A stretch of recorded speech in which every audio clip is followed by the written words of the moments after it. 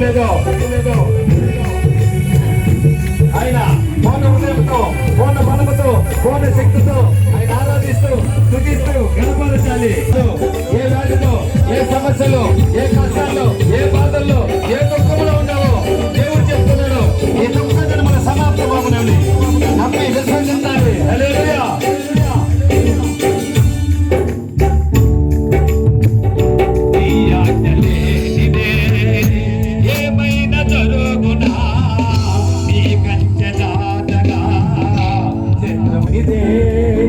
ఏమైనా జరుగునా ఈ కంచె దాటగా చిత్రముకు సాధ్యమా?